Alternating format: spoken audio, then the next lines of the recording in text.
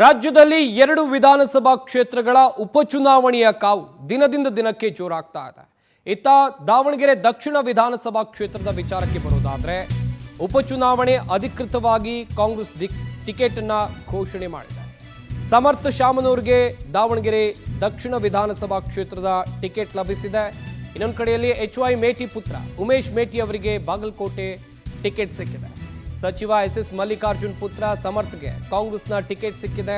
ದಾವಣಗೆರೆಯಲ್ಲಿ ಮುಸ್ಲಿಂ ಸಮುದಾಯಕ್ಕೆ ಈ ಬಾರಿ ಕಾಂಗ್ರೆಸ್ನ ಟಿಕೆಟ್ ಕೈತಪ್ಪಿದೆ. ನಾಳೆ ಮತ್ತೊಮ್ಮೆ ನಾಮಪತ್ರವನ್ನ ಕಾಂಗ್ರೆಸ್ನ ಅಭ್ಯರ್ಥಿಗಳು ಸಲ್ಲಿಸುತ್ತಾರೆ ಎನ್ನುವಂತ ಮಾಹಿತಿ ಇದೆ. ಇತ್ತ ಉಪಚುನಾವಣೆಗೆ ರಾಜಕೀಯ ಪಕ್ಷಗಳು ರೆಡಿ ಆಗ್ತಾ ಇದ್ವು. ಬಿಜೆಪಿಯಿಂದ ಟಿಕೆಟ್ ಘೋಷಣೆ ಆದರೂ ಕೂಡ ಕಾಂಗ್ರೆಸ್ನಿಂದ ಯಾರು ಅಭ್ಯರ್ಥಿಗಳು ಅಂತೇಳಿ ಫೈನಲ್ ಆಗಿರಲಿಲ್ಲ. ಇದಕ್ಕಿಂತ ಮುಂಚಿತವಾಗಿ ಆಕಾಂಕ್ಷಿಗಳು ಯಾರಿದ್ದಾರೆ ಅವರು ನಾಮಪತ್ರವನ್ನ ಸಲ್ಲಿಸುವಂತ ಕೆಲಸವನ್ನ ಮಾಡಿದ್ರು. ಆದರೆ ಕಾಂಗ್ರೆಸ್ನಲ್ಲಿ ಇವತ್ತು ಟಿಕೆಟ್ ಫೈನಲ್ ಆಗಿದೆ 2 ವಿಧಾನಸಭಾ ಕ್ಷೇತ್ರಗಳಿಗೆ ಎನ್ನುವಂಥದ್ದು ಗೊತ್ತಾಗ್ತಾ ಇದೆ. ದಾವಣಗೆರೆ ದಕ್ಷಿಣ ವಿಧಾನಸಭಾ ಕ್ಷೇತ್ರದಿಂದ ಸಮರ್ಥ ಶಾಮನೂರು ಸ್ಪರ್ಧೆಯನ್ನ ಮಾಡಲಿದ್ದಾರೆ ಕಾಂಗ್ರೆಸ್ ಪಕ್ಷದಿಂದ. ಇತ್ತ ಬಾಗಲಕೋಟೆ ವಿಚಾರಕ್ಕೆ ಬರೋದಾದ್ರೆ ಬಾಗಲಕೋಟೆಯಲ್ಲಿ ಉಮೇಶ್ ಮೇಟಿ ಅವರು ಈ ಬಾರಿ ಕಾಂಗ್ರೆಸ್ನಿಂದ ಕಣಕ್ಕಿಳಿದಿದ್ದಾರೆ. ಶತಾಯಗತಾಯ ಅಳೆದು ತೂಗಿ ಕಾಂಗ್ರೆಸ್ನ ಹೈಕಮಾಂಡ್ ಈ ನಿರ್ಧಾರವನ್ನು ತೆಗೆದುಕೊಂಡಿದೆ ಎನ್ನುವಂಥ ಮಾಹಿತಿ ಇದೆ. SS ಮಲ್ಲಿಕಾರ್ಜುನ ಅವರ ಪುತ್ರ ಸಚಿವರಾಗಿರುವಂಥ SS ಮಲ್ಲಿಕಾರ್ಜುನ ಅವರ ಪುತ್ರ ಸಮರ್ಥ ಶಾಮನೂರ್ಗೆ ಕಡೆಗೂ ಕಾಂಗ್ರೆಸ್ನ ಹೈಕಮಾಂಡ್ ಮಣೆ ಹಾಕಿದೆ. ಈ ಲೆಕ್ಕಾಚಾರದ ಹಿಂದೆ ಅಂತ ಹೇಳಿದ್ರೆ ಈ ಟಿಕೆಟ್ ನೀಡುವ ಹಿಂದೆ ಒಂದು ಕಡೆಯಲ್ಲಿ ಒಂದಷ್ಟು ಲೆಕ್ಕಾಚಾರಗಳನ್ನು ಕಾಂಗ್ರೆಸ್ನ ಹೈಕಮಾಂಡ್ ಹಾಕಿರೋದಂತೂ ಸತ್ಯ. ಇತ್ತ ಮುಸ್ಲಿಂ ಸಮುದಾಯದವರು ನಮಗೆ ಟಿಕೆಟ್ ಬೇಕು ಅಂತೇಳಿ ಪಟ್ಟು ಹಿಡಿದಿದ್ರು. ನಾಮಪತ್ರ ಸಲ್ಲಿಸುವಂಥ ಕೆಲಸವನ್ನು ಕೂಡ ಮಾಡಿದ್ರು. ತಮ್ಮ ಸಮುದಾಯದ ನಾಯಕರ ಮೂಲಕ ಹೈಕಮಾಂಡ್ ನಾಯಕರ ಮನವೊಲಿಸುವಂಥ ಪ್ರಯತ್ನವನ್ನು ಮಾಡಿದ್ರು. ಆದರೆ ಇಲ್ಲಿ ಹೈಕಮಾಂಡ್ ಅಳೆದು ತೂಗಿ ನಿರ್ಧಾರವನ್ನು ತೆಗೆದುಕೊಂಡಿದೆ ಎನ್ನುವಂಥದ್ದು ಗೊತ್ತಾಗ್ತಾ ಇದೆ. ಬಾಗಲಕೋಟೆ ವಿಚಾರಕ್ಕೆ ಬರೋದಾದರೆ ಅಲ್ಲಿ ಅನುಕಂಪದ ಆಧಾರದ ಮೇಲೆ ಉಮೇಶ್ ಮೇಟಿ ಅವರಿಗೆ ಟಿಕೆಟನ್ನು ಕೊಡಲಾಗಿದೆ ಎನ್ನುವಂಥದ್ದು ಗೊತ್ತಾಗ್ತಾ ಇದೆ.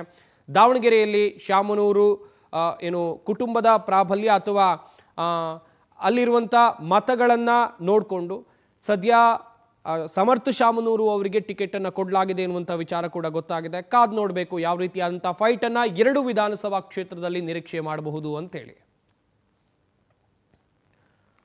ಒಟ್ಟಿನಲ್ಲಿ 2 ವಿಧಾನಸಭಾ ಕ್ಷೇತ್ರಗಳ ಉಪಚುನಾವಣೆಗೆ ಸಂಬಂಧಿಸಿದಂತೆ ಕಾಂಗ್ರೆಸ್ ಪಕ್ಷದ ಅಭ್ಯರ್ಥಿಗಳ ಘೋಷಣೆ ಆಗಿದೆ. ಹೈಕಮಾಂಡ್ ಒಂದು ಕಡೆಯಲ್ಲಿ ನಾನಾಗಲೂ ಕೂಡ ಹೇಳ್ತಾ ಇದ್ದೆ ಅಳೆದು ತೂಗಿ ಈ ನಿರ್ಧಾರವನ್ನು ತೆಗೆದುಕೊಂಡಿದೆ ಅಂತೇಳಿ. ದಾವಣಗೆರೆ ದಕ್ಷಿಣ ವಿಧಾನಸಭಾ ಕ್ಷೇತ್ರಕ್ಕೆ ಇಲ್ಲಿ ಟಿಕೆಟ್ ಘೋಷಣೆ ಮಾಡೋದಕ್ಕಿಂತ ಮುಂಚಿತವಾಗಿ ಸಭೆ ಮೇಲೆ ಸಭೆಯನ್ನು ಮಾಡಿದರು. ರಣದೀಪ್ ಸಿಂಗ್ ಸುರ್ಜೇವಾಲಾ ನೇತೃತ್ವದಲ್ಲಿ ಮುಖ್ಯಮಂತ್ರಿ ಸಿದ್ದರಾಮಯ್ಯ, DCM DK ಶಿವಕುಮಾರ್ ಅವರು ಈ ಸಭೆಯಲ್ಲಿ ಭಾಗಿಯಾದರು. ಯಾರಿಗೆ ಟಿಕೆಟ್ ಕೊಟ್ಟರೆ ಬೆಟರ್, ಹಾಗೆಯೇ ಒಂದು ವೇಳೆ ಟಿಕೆಟ್ ಕೈತಪ್ಪಿದ್ರೆ ಆಕಾಂಕ್ಷಿಗಳು ಬಂಡಾಯ ಏಳುವಂಥ ಸಾಧ್ಯತೆ ಇದೆಯಾ, ಈ ಎಲ್ಲ ವಿಚಾರಗಳ ಕುರಿತು ಚರ್ಚೆಯನ್ನು ಮಾಡಿದರು.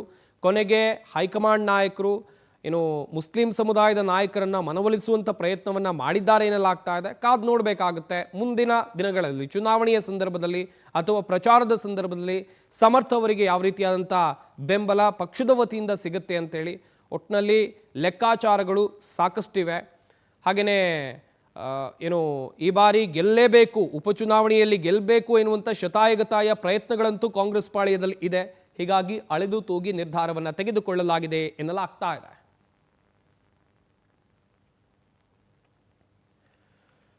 ಉಪಚುನಾವಣೆಗೆ ಕಾಂಗ್ರೆಸ್ನ ಟಿಕೆಟ್ ಘೋಷಣೆ ಆಗಿರುವಂಥದ್ದು. ಒಂದು ದಾವಣಗೆರೆ ದಕ್ಷಿಣ ವಿಧಾನಸಭಾ ಕ್ಷೇತ್ರ, ಇನ್ನೊಂದು ಕಡೆಯಲ್ಲಿ ಬಾಗಲಕೋಟೆ ವಿಧಾನಸಭಾ ಕ್ಷೇತ್ರ.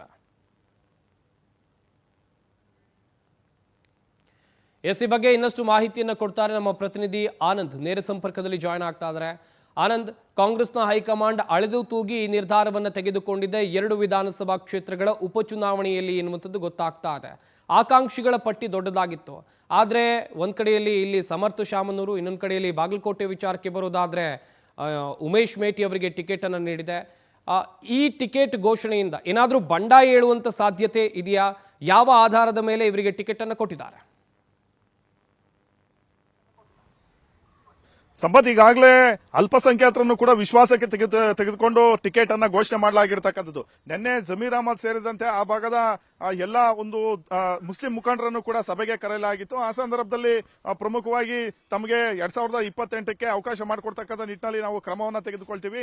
ಈ ಬಾರಿ ಸಮರ್ಥ ಅವರಿಗೆ ಟಿಕೆಟ್ ಕೂಡ ಘೋಷಣೆಯನ್ನ ಮಾಡೋದಕ್ಕೆ ಎಲ್ಲಾ ಮುಖಂಡರು ಕೂಡ ಒಪ್ಪಿದ್ದಾರೆ. ಹಾಗಾಗಿ ಯಾವುದೇ ರೀತಿಯ ಭಿನ್ನಮತ ಬೇಡ, ಎಲ್ಲರೂ ಕೂಡ ಒಗ್ಗಟ್ಟಾಗಿ ಹೋಗಬೇಕು ಅನ್ನೋ ನಿಟ್ಟಿನಲ್ಲಿ ಸುರ್ಜೇವಾಲಾ ಅವರು ಖಡಕ್ ಒಂದು ಸೂಚನೆಯನ್ನ ಕೊಟ್ಟಿದ್ರು. ಅದರಂತೆ ಈಗ ಅಲ್ಪಸಂಖ್ಯಾತ ಮುಖಂಡರು ಕೂಡ ಹೈಕಮಾಂಡ್ ತೀರ್ಮಾನಕ್ಕೆ ಬದ್ಧವಾಗಿದ್ದಾರೆ. ಈಗಾಗಲೇ ಸೈಯದ್ ಅನ್ನೋರು ಈಗಾಗಲೇ ನಾಮಪತ್ರವನ್ನು ಕೂಡ ಸಲ್ಲಿಕೆ ಮಾಡಿರ್ತಕ್ಕಂಥದ್ದು. ಅವರ ನಾಮಪತ್ರ ಹಿಂಪಡೆದುಕೊಳ್ತಕ್ಕಂಥ ನಿಟ್ಟಿನಲ್ಲಿ ಕೆಪಿಸಿಸಿ ಅಧ್ಯಕ್ಷರು ಹಾಗೆ ಸಿಎಂ ಕೂಡ ಒಂದು ಡೈರೆಕ್ಷನ್ ಅನ್ನ ಕೊಡ್ತಕ್ಕಂಥ ಸಾಧ್ಯತೆ ಇದೆ. ನಾಳೆ ಪ್ರಮುಖವಾಗಿ ಬೆಳಗ್ಗೆ 11:15ಕ್ಕೆ ಸಿಎಂ ಡಿಸಿಎಂ ಇಬ್ಬರು ಕೂಡ ದಾವಣಗೆರೆಯಲ್ಲಿ ಸಮರ್ಥ ಅವರ ಒಂದು ನಾಮಿನೇಷನ್ ಕಾರ್ಯಕ್ರಮದಲ್ಲಿ ಭಾಗಿಯಾಗ್ತಾರೆ. ಆ ಒಂದು ವೇಳೆ ದೊಡ್ಡ ಮಟ್ಟದ ಒಂದು ಮತದಾರರನ್ನ ಮತ್ತೆ ಕಾರ್ಯಕರ್ತರನ್ನ ಸೇರಿಸಿ ಶಕ್ತಿ ಪ್ರದರ್ಶನ ಮಾಡೋದಕ್ಕೂ ಕೂಡ ತೀರ್ಮಾನವನ್ನ ಮಾಡ್ಕೊಂಡಿರ್ತಕ್ಕಂಥದ್ದು. ಮತ್ತೊಂದೆಡೆ ಬಾಗಲಕೋಟೆಯಲ್ಲಿ 2 ಗಂಟೆಗೆ ಉಮೇಶ್ ಮೇಟಿ ಅವರ ಒಂದು ನಾಮಪತ್ರ ಸಲ್ಲಿಕೆ ಕಾರ್ಯಕ್ರಮದಲ್ಲಿ ರಾಜ್ಯದ ನಾಯಕರು ಕೂಡ ಭಾಗಿಯಾಗ್ತಾರೆ. ಮತ್ತೊಂದು ಆ ಕಡೆ ಬಿಜೆಪಿ ಮತ್ತೆ ಜೆಡಿಎಸ್ ಈ ಬಾರಿ ಮೈತ್ರಿಯನ್ನ ಮಾಡಿಕೊಂಡು ಈ ಬೈ ಎಲೆಕ್ಷನ್ ಅನ್ನ ಗೆಲ್ಲಬೇಕು ಅಂತ ಬಹಳಷ್ಟು ಒಂದು ರಣತಂತ್ರಗಳನ್ನ ರೂಪಿಸ್ತಾ ಇದ್ದಾರೆ. ಹಾಗಾಗಿ ಅವರಿಗೆ ಟಕ್ಕರ್ ಕೊಡ್ತಕ್ಕಂಥ ಒಂದು ನಿಟ್ಟಿನಲ್ಲಿ ಎಲ್ಲಾ ಒಂದು ಸಮುದಾಯಗಳನ್ನ ವಿಶ್ವಾಸಕ್ಕೆ ತೆಗೆದುಕೊಂಡು ಹೋಗ್ತಕ್ಕಂಥ ಕೆಲಸಕ್ಕೆ ಈಗಾಗಲೇ ಸಿಎಂ ಡಿಸಿಎಂ ಅವರು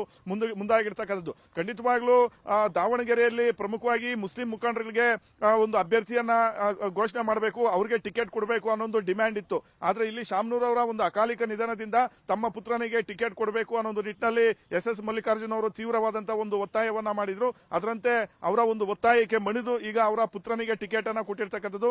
ಈಗಷ್ಟೇ ಕೆಪಿಸಿಸಿ ಅಧ್ಯಕ್ಷರ ಒಂದು ನಿವಾಸಕ್ಕೆ ಎಸ್ ಮಲ್ಲಿಕಾರ್ಜುನ್ ಅವರು ಬಂದಿದ್ರು. ಆ ವೇಳೆ ಬಿ ಫಾರಂ ಅನ್ನು ಕೂಡ ಪಡೆದುಕೊಂಡು ಹೋಗಿರ್ತಕ್ಕಂಥದ್ದು. ನಾಳೆ ಅಧಿಕೃತವಾಗಿ ಮತ್ತೊಮ್ಮೆ ನಾಮಪತ್ರವನ್ನು ಸಲ್ಲಿಕೆ ಮಾಡತಕ್ಕಂಥ ಒಂದು ಕೆಲಸವನ್ನು ಮಾಡಲಿದ್ದಾರೆ. ಮತ್ತೊಂದು ಕಡೆ ಬಾಗಲಕೋಟೆಯಲ್ಲಿ ಉಮೇಶ್ ಮೇಟಿ ಮತ್ತೆ ಮಲ್ಲಿಕಾರ್ಜುನ್ ಈ ಒಂದು ಅಣ್ಣ ತಮ್ಮಂದ್ರಲ್ಲೇ ಬಹಳಷ್ಟು ಟಿಕೆಟ್ಗೆ ಪೈಪೋಟಿ ಏರ್ಪಟ್ಟಿತ್ತು. ಆದ್ರೆ ಕೆಪಿಸಿಸಿಯ ಒಂದು ಆಂತರಿಕ ಸಮೀಕ್ಷೆಯಲ್ಲಿ ಉಮೇಶ್ ಮೇಟಿ ಅವರಿಗೆ ಟಿಕೆಟ್ ಅನ್ನ ಕೊಡಬೇಕು ಅನ್ನೋ ನಿಟ್ಟಿನಲ್ಲಿ ವರದಿಗಳು ಬಂದಿತ್ತು. ಅದರಂತೆ ಸಿಎಂ ಡಿಸಿಎಂ ಇಬ್ರು ಕೂಡ ಹೈಕಮಾಂಡ್ಗೆ ಇವರ ಒಂದು ಹೆಸರನ್ನು ಶಿಫಾರಸನ್ನ ಮಾಡಿದ್ರು. ಅದರಂತೆ ಈಗ ಉಮೇಶ್ ಮೇಟಿ ಅವರಿಗೆ ಟಿಕೆಟ್ ಫೈನಲ್ ಆಗಿದೆ. ಅವರು ನಾಳೆ ಮಧ್ಯಾಹ್ನ 2 ಗಂಟೆಗೆ ನಾಮಪತ್ರವನ್ನು ಸಲ್ಲಿಕೆ ಮಾಡಲಿದ್ದಾರೆ. ಸಂಪತ್, ಆನಂದ್ ತಮ್ಮೆಲ್ಲ ಡೀಟೇಲ್ಸ್ಗಾಗಿ